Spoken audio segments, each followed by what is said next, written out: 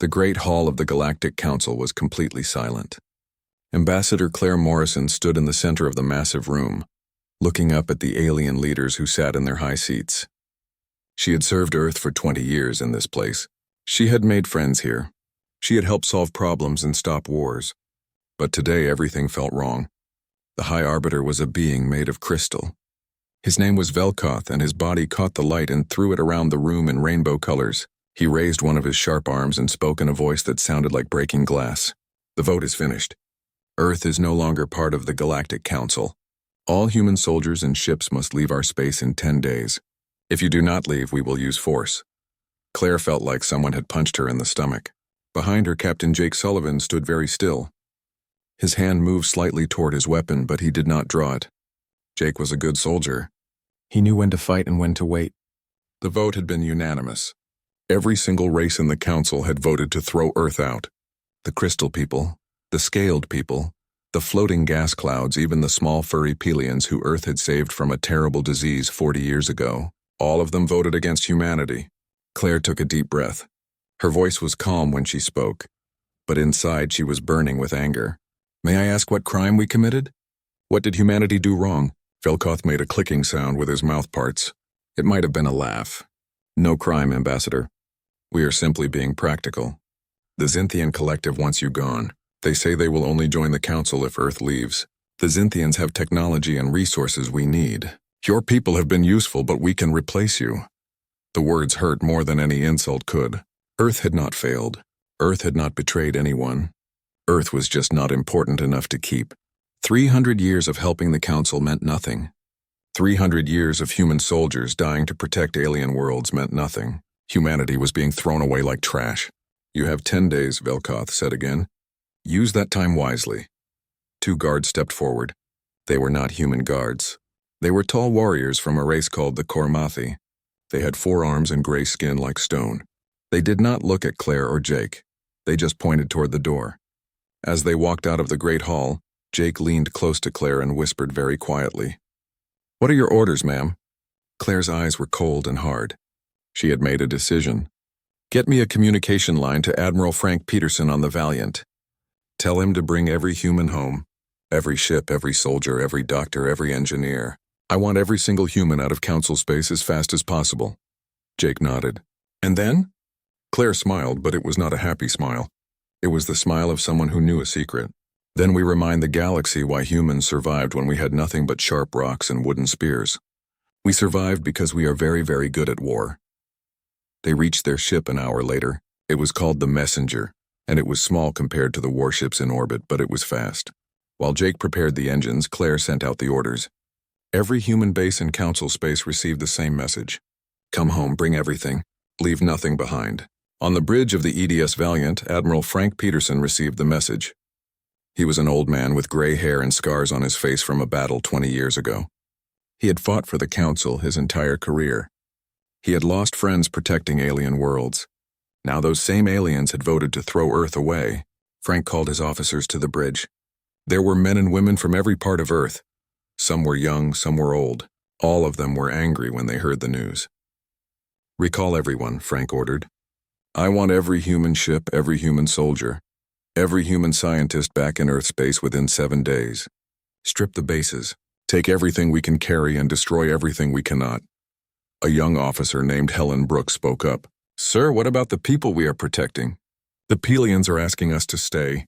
They say the raiders will attack as soon as we leave. Frank's face was like stone.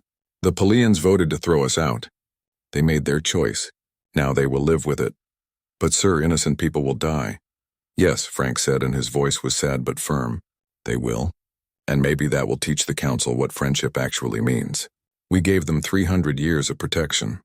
We asked for nothing but respect in return. They could not even give us that. All across the galaxy, humans began to leave. On the planet Pelios Prime, human doctors closed their hospitals. They had been treating sick Pelians for free for decades. Now the hospitals would close and the sick would have nowhere to go. On Threxia 7, human engineers shut down the power plants they had built. The lights would go out and the factories would stop. On Velkar, human farmers left behind the crops they had created. Without human knowledge, those crops would die. The Council races had become dependent on human help. They had grown lazy and weak, letting humans do the hard work. Now they would learn what life was like without that help. Commander Lisa Grant was in charge of Research Station Alpha. This was where humans worked with alien scientists on new technology. They were building faster ships and better weapons together. Or they had been until today. "Ma'am," her assistant said, "the alien scientists want to know if we will share our research before we go." "They say it belongs to everyone." Lisa shook her head. "No, the research belongs to Earth. Pack it all up. Erase all the computers. They get nothing. They will lose years of work." They should have thought about that before they voted us out. 3 days later, the last human ships prepared to leave Council space. Admiral Frank Peterson sent one final message to the Galactic Council. The message was short and simple. "You wanted us gone. Now we are gone. When you realize your mistake, do not call us. Earth will not answer." Then the human fleet turned toward home and jumped into faster-than-light travel. Behind them, they left empty bases, shut down factories, and closed hospitals. They left behind a council that was about to discover just how much they needed the humans they had thrown away. On Earth, President Daniel Hayes watched the fleet return home. He stood in the command center deep underground in Geneva, surrounded by computer screens and military advisors. When the last ship was confirmed safe, he spoke to his people. "The council betrayed us. They threw away 300 years of friendship for a promise from strangers. They will regret this decision, not because we will seek revenge, but because they have signed their own death warrant. Without us, they are weak, and the galaxy is full of predators who hunt the weak." He paused and looked at the faces around him. "But we will not become like them. We will not abandon our principles. We will watch and wait, and when they need us again, and they will need us, we will decide if they deserve our help." Outside the command center, Earth's factories began to work day and night. New ships were being built. New weapons were being designed. Humanity had been cast out of the council, but that would not make them weak. It would make them stronger. Because humans knew something the other races had forgotten. In a dangerous universe, you do not survive by being liked. You survive by being strong enough that no one dares to threaten you. The council had made their choice. Now humanity would show them the consequences. The first sign of trouble came 3 weeks after the humans left. On the planet Peleus Prime, the warning sirens began to scream in the middle of the night. The Corvan raiders had arrived. The Corvans were pirates and killers. They flew in ugly ships covered in weapons and armor taken from their victims. For 200 years, they had stayed away from Peleus Prime because human warships patrolled the space around the planet. But the human ships were gone now, and the Corvans knew it. Governor Trell stood in the command center of his city and watched the enemy ships descend from orbit. He was a small, furry creature who looked almost like an Earth rabbit, but he could speak and think like any human. His hands shook as he activated the defense systems that human engineers had taught his people to use. "Fire all weapons," he ordered. The Pelian defense guns fired up at the Corvan ships. Some shots hit their targets. Small explosions bloomed in the dark sky, but there were too many enemy ships and they were too strong. The Corvan raiders had better shields, better armor, better everything. Trell grabbed his communication device and sent an emergency signal to the Galactic Council. "This is Peleus Prime. We are under attack. We need help immediately. Please send ships." The response came back an hour later. It was not what Trell wanted to hear. "All Council defense fleets are currently assigned to protect core worlds. We cannot spare ships for Peleus Prime at this time. Use your own forces to defend yourselves." Trell felt his heart sink. The Council was not coming. The humans would have come. The humans always came when someone needed help, but the humans were gone, and the Council did not care about a small planet on the edge of their territory. By morning, half of Trell's city was burning. The Corvan raiders landed their troops and began taking everything of value. They killed anyone who resisted. Thousands of Pelians died in the first day. Thousands more were taken as slaves. Trell managed to escape with a few of his people. As they fled into the mountains, he looked back at his burning city and thought about the vote in the council chamber. He had voted to expel Earth. He had thought the council would protect his people without the humans. He had been terribly, terribly wrong. Far across the galaxy on Threxia 7, the problems were different but just as serious. The power plants were failing. Chief Engineer Kak stood in the main control room of Reactor 3 and stared at the warning lights that covered every screen. His people were the Threxians, tall beings with scales like a snake and 6 fingers on each hand. They were good at many things, but they did not understand quantum reactor technology, as well as the humans who had built these machines. "We have tried everything," said his assistant. "We followed all the instructions the humans left behind. But the reactor keeps losing power. If it fails completely, the entire city will go dark." Cax knew what that meant. Threxia 7 had 3 billion people. Most of them lived in giant cities that needed constant power for heat, light, water, and air recycling.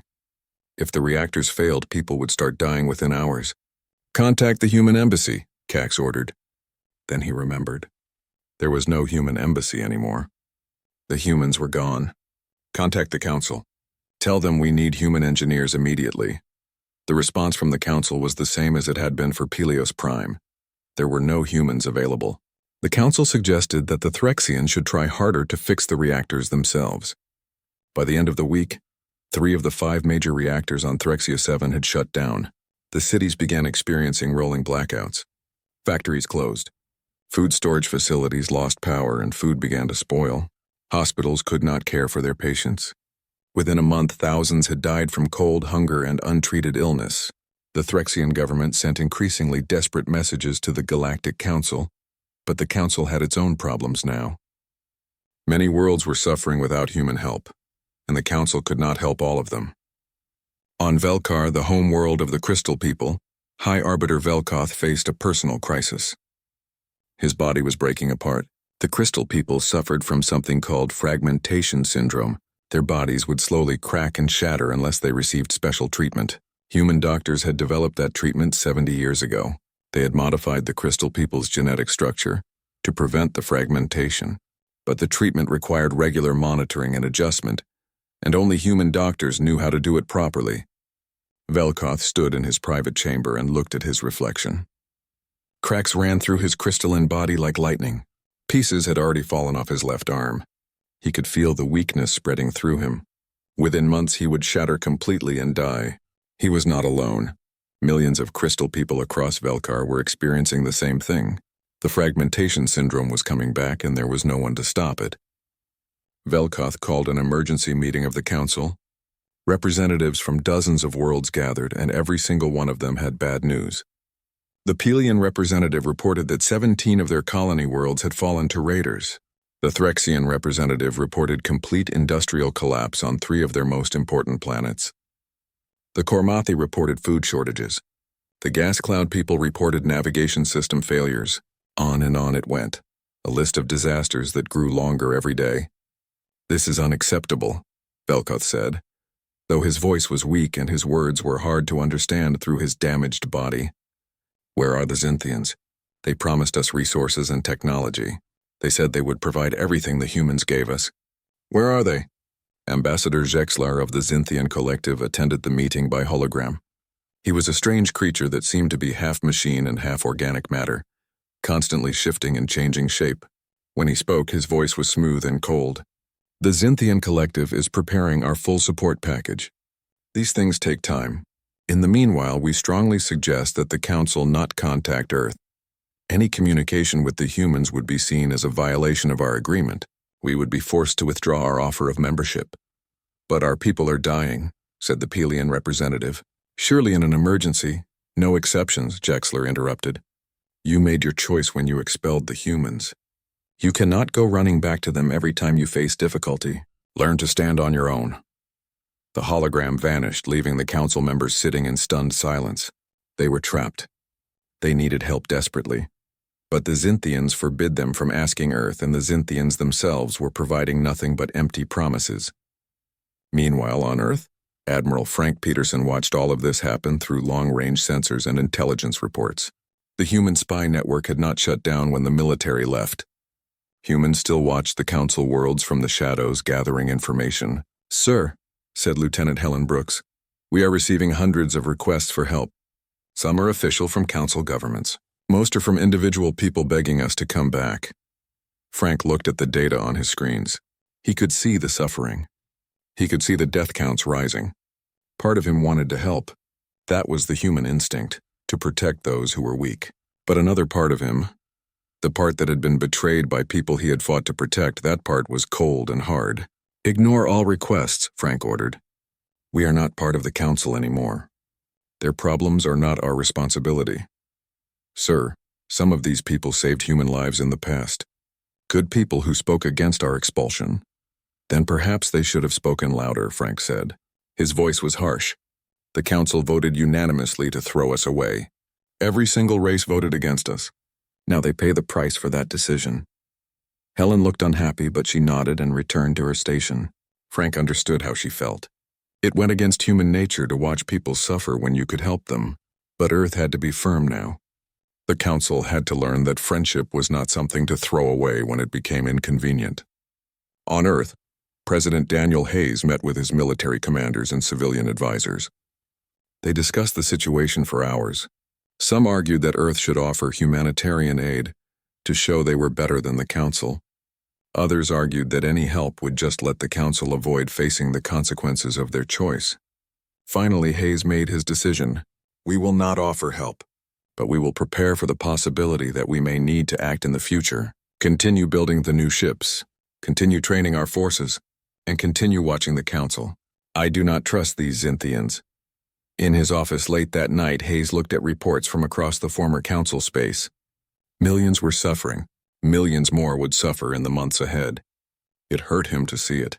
But he also knew that sometimes the kind thing and the right thing were not the same thing. The Council had signed their own death warrant when they betrayed Earth. Now they were learning what that warrant meant. Hayes just hoped that when the bill came due, there would still be enough of the Council left to save.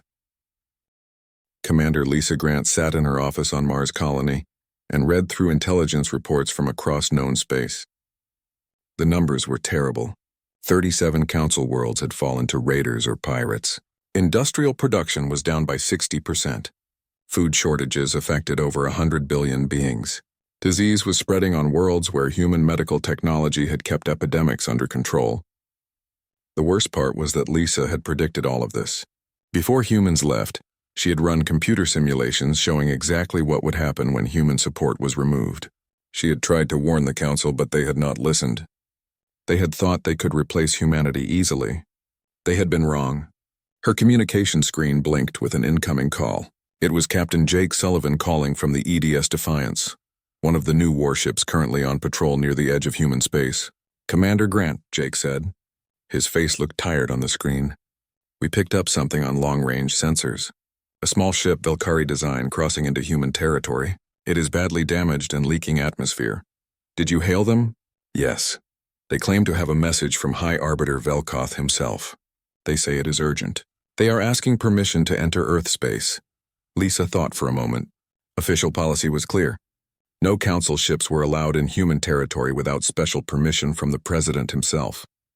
But a message from the High Arbiter might be important. Bring them in, Lisa decided. But scan that ship thoroughly. Make sure it is not a trick or a trap. And Jake, keep your weapons ready. Understood. 2 hours later, the damaged Velkari ship docked at Mars Colony. Lisa met the pilot personally. He was a crystal being like Velkoth, but much younger and less damaged by fragmentation syndrome. His name was Cravel, and he looked exhausted. Commander Grant, Craval said. His voice was shaking. I bring a message from High Arbiter Velkoth. He asks that you view it privately. Lisa took the data crystal that Cravel handed her and led him to a private viewing room. She inserted the crystal into a secure player and watched as a hologram of Velkoth appeared. The High Arbiter looked terrible. His crystalline body was cracked in hundreds of places. Pieces were missing from his arms and chest. He could barely stand. Commander Grant, the hologram said, I am sending this message in secret because the Xinthians monitor all official Council communications. What I am about to tell you will sound like the ravings of a dying fool, but I swear it is true. Velkoth paused and seemed to gather his strength. The Xinthians lied to us. They never intended to help the Council. They orchestrated everything. The raids on our worlds, the failures of our infrastructure, even our decision to expel Earth. It was all part of their plan to conquer us. Lisa leaned forward, her full attention on the hologram. The raids are not random, Velkoth continued. The Corvins work for the Xinthians. The equipment failures are not accidents. The Xinthians provided us with faulty replacement parts designed to fail. They have been systematically weakening us while pretending to be our friends. The hologram flickered. Velkoth's voice grew weaker. They knew that humans would oppose them. You are too strong, too principled, so they convinced us to throw you away. They promised us technology and resources, but they have given us nothing except demands and threats. Now they want us to surrender control of 57 systems to Xinthian governance. If we refuse, they say the raids will get worse.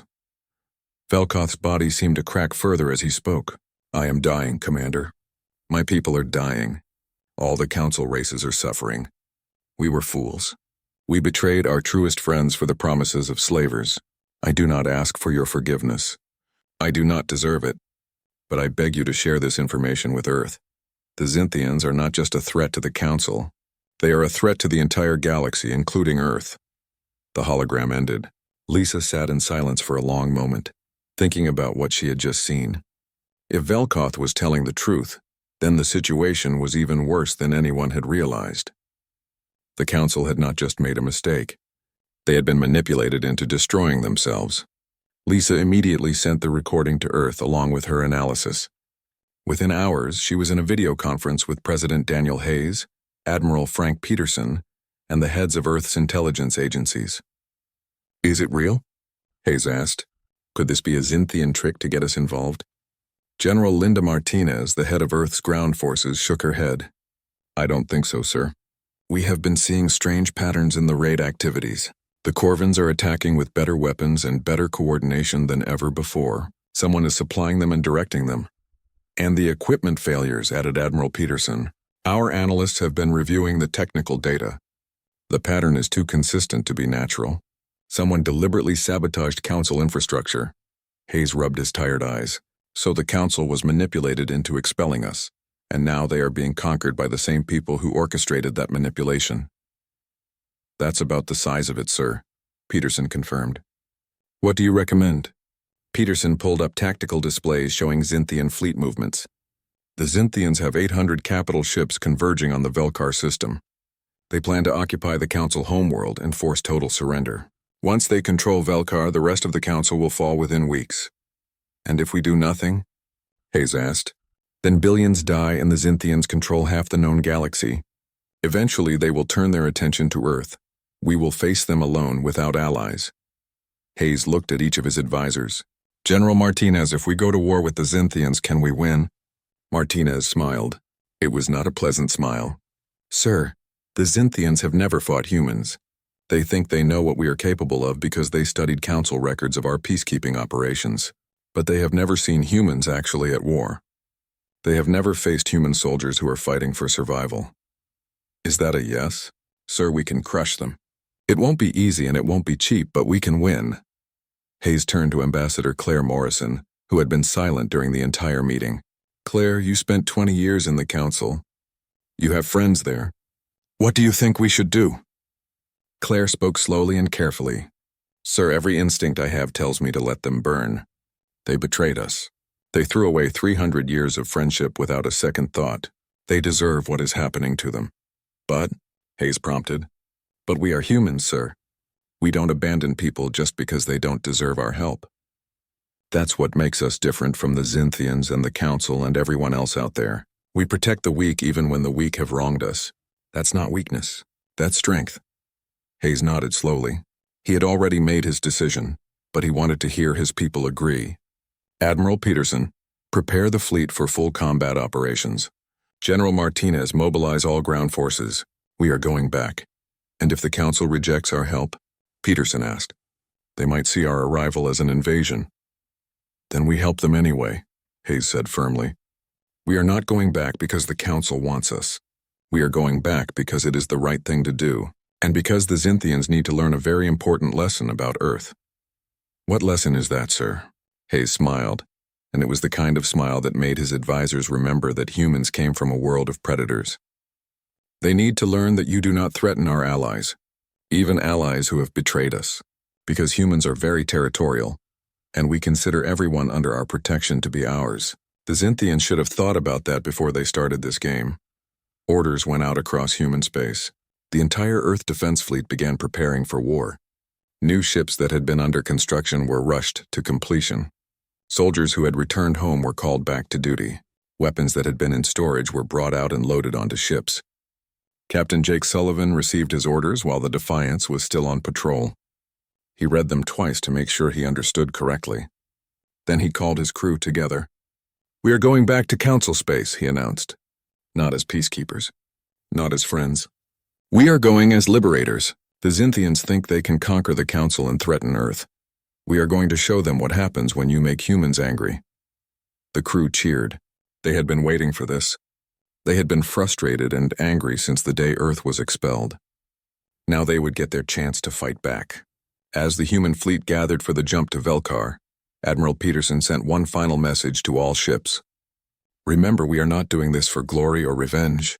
We are doing this because innocent people need help. The council betrayed us, but we will not betray them. We will save them. And then we will make sure this never happens again." The fleet jumped into faster-than-light travel. In 3 days they would reach Velkar. The Xinthians had no idea what was coming.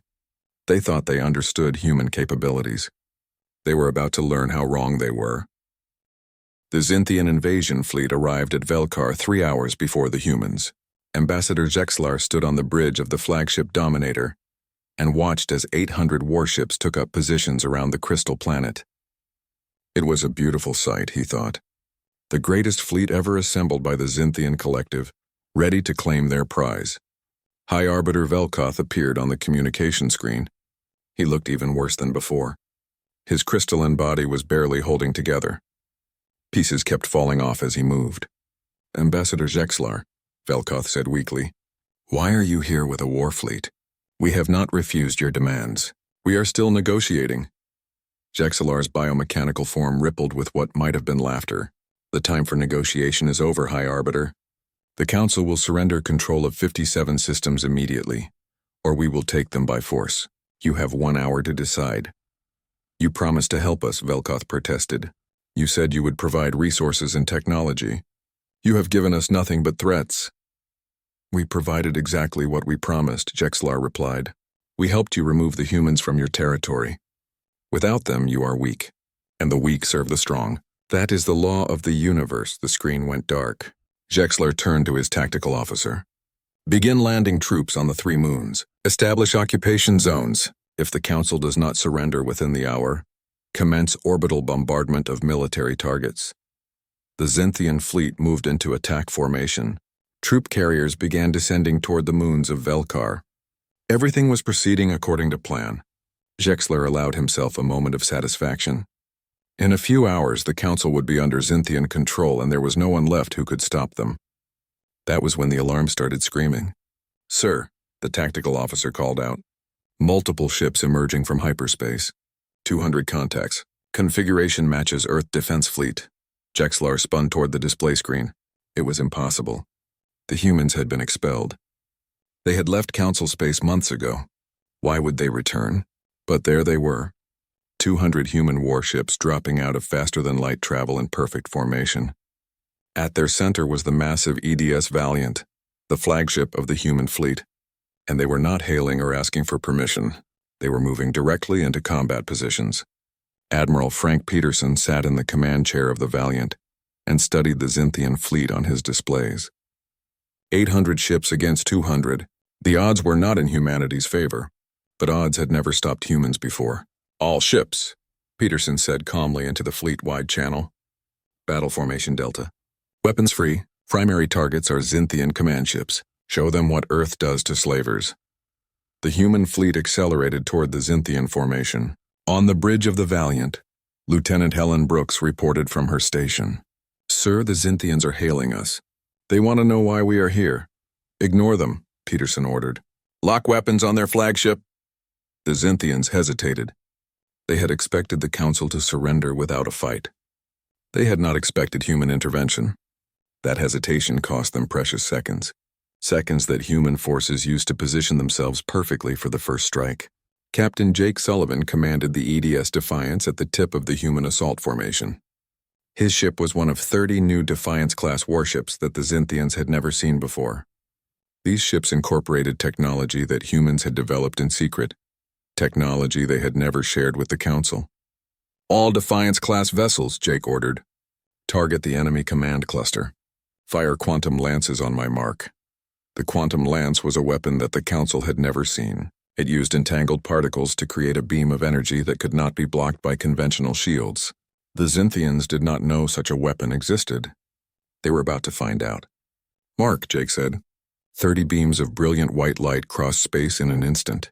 They struck the Xinthian command ships before anyone could react. Shields failed, armor melted. 3 Xinthian battlecruisers exploded in massive fireballs. The Xinthian fleet's command structure was crippled in the first 3 seconds of combat. "All ships advance," Peterson ordered. "Hit them hard and fast. Do not give them time to recover." The human fleet charged forward like a predator attacking prey. The Xinthians had numbers and size, but humans had speed and precision. Every human ship was commanded by an experienced captain who could make decisions independently. Every human crew had trained for combat their entire careers. They had studied Xinthian technology and tactics for months while preparing for this moment. The Xinthians fought back. 800 ships fired thousands of weapons at the attacking humans. But human ships were smaller and faster. They dodged and weaved through the incoming fire, and when they did get hit, their armor was stronger than the Xinthians expected. These ships had been built for war, not peacekeeping. On the surface of Velkar, High Arbiter Velkoth watched the battle through long-range sensors. He could hardly believe what he was seeing. The humans had come back. Despite the betrayal, despite the exile, they had come back to help. Ambassador Claire Morrison stood beside him in the command center.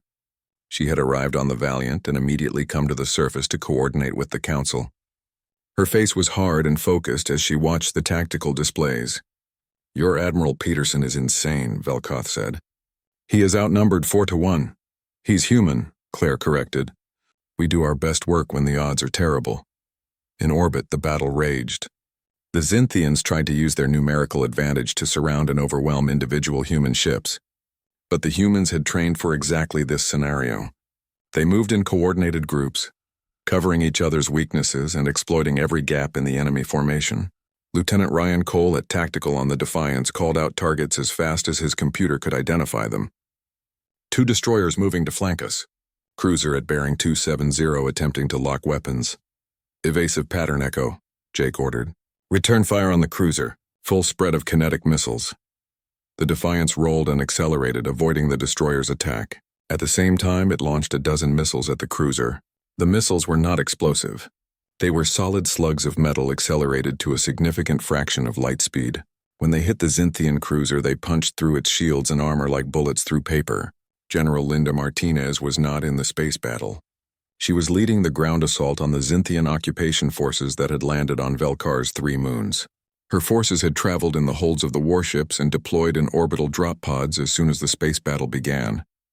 Martinez's pod slammed into the surface of the largest moon, with enough force to crater the ground. She emerged from the pod with her combat armor already active and her rifle ready. Around her, 2,000 human soldiers deployed from their own pods. "Alpha Company, secure the landing zone," Martinez ordered. "Bravo and Charlie, advance on the Xinthian positions. Delta, set up artillery support. Move, move, move!" The Xinthian ground forces had never fought humans before. They had conquered dozens of species, but those species had been weak or peaceful. The Xinthian soldiers were biomechanical warriors, part organic and part machine. They were strong and tough and hard to kill. But they had never faced humans from Earth. Humans who had evolved on a world full of predators and dangers. Humans whose entire history was written in blood and war. The first wave of Xinthian soldiers charged toward the human position. They were met with a wall of gunfire so intense that it looked like a solid sheet of light. Human rifles fired caseless ammunition at incredible rates. Human soldiers moved with practiced precision, covering each other and concentrating fire on targets. Within minutes, the Xinthian charge broke. The biomechanical soldiers retreated, leaving dozens of their dead behind. They had never encountered resistance this fierce. Martinez smiled behind her helmet. "That's right. Run. Run and tell your friends what happens when you threaten our people." In space, the battle had been raging for 2 hours. The Xinthian fleet had lost over 200 ships. The human fleet had lost 9. The mathematics of the engagement were becoming clear. The Xinthians could not win. On the bridge of the Dominator, Ambassador Jexlar stared at the tactical display in disbelief. How were the humans doing this? The Xinthians had studied human technology for years. They had analyzed every council record of human combat operations. But nothing had prepared them for this. The truth was simple. The humans had always held back when fighting for the Council. They had used peacekeeping tactics, minimum force, careful restraint. They had been protecting people, not destroying enemies. Now they were doing what humans did best. They were at war, and nothing was held back. All ships retreat, Jexlar ordered. Fall back to the rally point. But the humans did not let them retreat easily. Admiral Peterson ordered the fleet to pursue. They came here to conquer. They threatened our allies. They do not get to just leave. Run them down. The human ships chased the Xinthian fleet across the system. The Xinthians abandoned their troop carriers and their damaged ships in their desperate flight. By the time they reached the edge of the system and jumped to faster-than-light speed, they had lost over 300. 3 weeks after the Battle of Velkar, the Galactic Council gathered again in the Great Hall. But everything had changed. The hall itself was different now. Human soldiers in combat armor stood at every entrance. Human warships orbited overhead. The Council had learned that they no longer controlled their own fate. High Arbiter Velkoth looked much better than before. Human doctors had arrived immediately after the battle and treated his fragmentation syndrome. His crystalline body was whole again, held together by human medical technology, but he knew that wholeness came with a price. The Council owed humanity everything now. Ambassador Claire Morrison stood in the center of the hall, just as she had 4 months ago when the Council expelled Earth. But this time, no one was voting to throw humanity away. This time they were begging humanity to stay. In the front of the hall, Xinthian Ambassador Jexlar was being held in an energy cage. His biomechanical form kept trying to shift and change shape, but the human technology prevented him from escaping. He would stand trial for his crimes against the Council. Velkoth raised his crystalline arm and spoke. His voice was stronger now, but there was deep shame in it. Ambassador Jexlar of the Xinthian Collective, you are charged with conspiracy to commit genocide, slave trading, and acts of war against the Galactic Council. How do you plead? Jexlar's form rippled with anger. I plead nothing. The Xinthian Collective will not forget this. We will return with more ships, more soldiers. We will destroy the Council and we will destroy Earth. Admiral Frank Peterson stepped forward. He was not in dress uniform. He wore his combat armor, scarred from the recent battle. When he spoke, his voice carried the weight of absolute certainty. No, you will not. Human forces are currently approaching your home worlds. In 72 hours, we will occupy every major Xinthian system. Your government has a choice. Surrender peacefully and accept Council oversight of your military, or be destroyed completely. Those are your only options, Jexlar thrashed in his cage. You cannot do this. This is an act of war. Yes, Peterson agreed, it is. You started this war when you orchestrated the suffering of billions. You thought you could manipulate the Council into weakness and then sweep in to conquer them. You were wrong. Now you face the consequences. Velkoth signaled to the guards and they took Jexlar away. His threats and screams echoed through the hall until the doors closed behind him. Then there was silence. The High Arbiter turned to face Claire. When he spoke, his voice was heavy with sorrow. Ambassador Morrison. Admiral Peterson. Humanity has saved us from a terrible fate. We were fools. We betrayed our truest friends for the empty promises of slavers. We have no right to ask anything more of you. But I must ask anyway. Will Earth return to the Galactic Council? Claire looked at Admiral Peterson. They had discussed this moment many times over the past 3 weeks. They knew what their answer would be, but saying it out loud was still difficult. That depends, Claire said, on whether the Council understands what changed. Velkoth tilted his crystalline head. I do not understand. 4 months ago you threw us away because we were convenient to discard. You thought friendship was something you could pick up and put down, based on political advantage. You were wrong. Friendship is not convenient. It is a commitment. And Earth will not return to a council that sees us as servants who can be dismissed when we become inconvenient. She paused and looked around the hall at all the alien representatives. We came back because people were suffering, because innocent beings were dying. We did not come back because you deserved our help. We came back because that is what humans do. We protect the weak. We fight for those who cannot fight for themselves. That is not weakness. That is strength. One of the Pelian representatives stood up. It was Governor Trell who had escaped the fall of Pelios Prime. His voice shook when he spoke. Ambassador Morrison, I voted to expel Earth. I thought the Council would protect us without you. I watched my world burn because of that decision. Thousands of my people died. I take full responsibility for my vote, and I understand if you cannot forgive us." Claire's expression softened slightly. "Governor Trell, we are not asking for apologies. We are asking for change. The council needs to understand that friendship is not a political tool. It is a bond of trust and mutual respect. You broke that bond. We can rebuild it, but only if you truly understand what was lost." Another representative stood. This one was Cax, the Threxian engineer who had watched his power plants fail. "What would Earth ask of us? What are your terms for returning?" Admiral Peterson answered this question. "First, the Council recognizes Earth's complete sovereignty. No vote, no demand, no political pressure will ever again force us to compromise our independence. Second, the Council establishes formal defense treaties with Earth. We are allies or we are nothing. Third, any species that threatens Council worlds faces Earth's military response. We will not allow another Xinthian situation." He paused and his voice grew harder. "And fourth, the Council never forgets what happened here. Not the betrayal and not the rescue. Because if you forget, if you ever take humanity's friendship for granted again, we will not return a second time." There was silence in the hall as the representatives absorbed these terms. Finally, Velkoth spoke. "These terms are acceptable. More than acceptable. They are what we should have offered Earth from the beginning. We will never forget. I swear this on my life and on the lives of my people."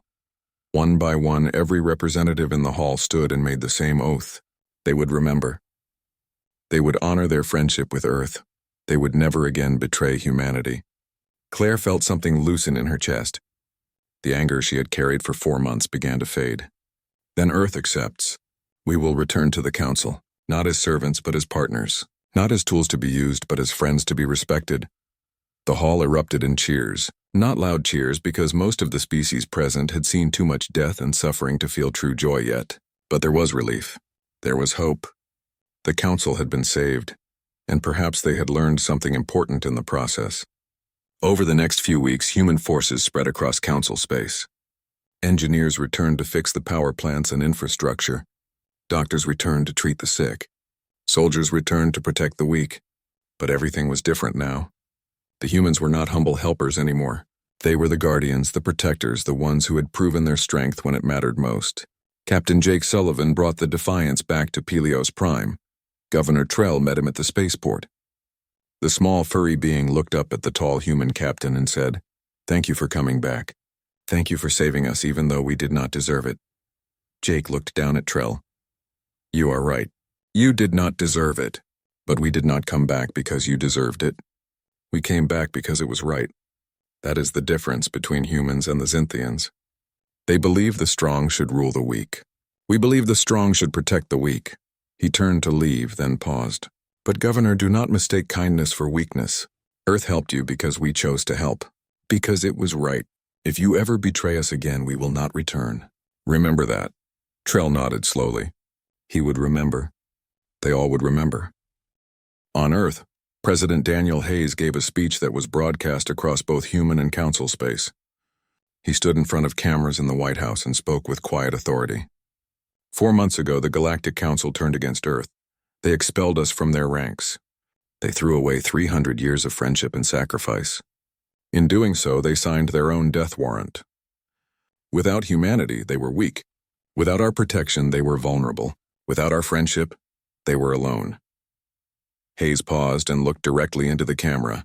But humanity did not abandon them. We could have stayed home. We could have let them suffer the consequences of their choice. Many people on Earth wanted us to do exactly that, but we chose differently. We chose to save them anyway. He leaned forward. Some might call that weakness. I call it strength. Real strength is not about how much damage you can inflict. Real strength is knowing when to fight and when to forgive. The Council betrayed us, but we did not betray them. We saved them. Not because they deserved it, but because that is what humans do. Hayes straightened. The galaxy has learned something important. Humanity is dangerous, not because we are cruel or ruthless. We are dangerous because we came from a world that tried to kill us for millions of years. We survived that world. We learned from it.